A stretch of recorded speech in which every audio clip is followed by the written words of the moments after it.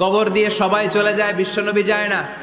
দাঁড়িয়ে দাঁড়িয়ে কাঁদতে লাগলেন। সাইয়েদনা আবু বকর বলে, নবী চলেন ঘরে ফিরে যাই। বিশ্বনবী বললেন, তুমি যাও, আমি যাব না। যেই মহিলাটাকে এইমাত্র কবর দিলাম সাধারণ মহিলা না, আমার বিপদের দিনের সঙ্গিনী খাদিজা।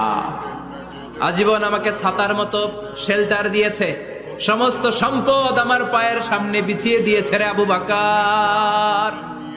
তোমার মনে চায় ঘরে ফিরে যাও, আমি দাঁড়িয়ে থাকবো। এখনই খাদিজার কবরের 3টা প্রশ্ন করা হবে।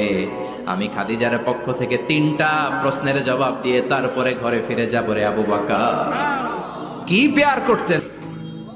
সাইয়েদাতুনা খাদিজা ইন্তেকাল করলেন, চাচা আবু তালেব ইন্তেকাল করলো। দাওয়াত দেওয়ার জন্য বিশ্বনবী ওই তায়েফের ময়দানে গেলেন। তায়েফের ছেলেরাও পাথর মেরে বিশ্বনবীর দেহটারে ঝাঁঝরা করে দিল। বলেন ঠিক কিনা? খেয়ে না খেয়ে দিন প্রচারের কাজে নিজেকে দিয়েছ বিলিয়ে।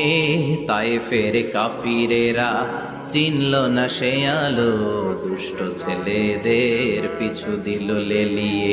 পাথরের আঘাতে ক্ষত বিক্ষত হয়ে সারা শরীর থেকে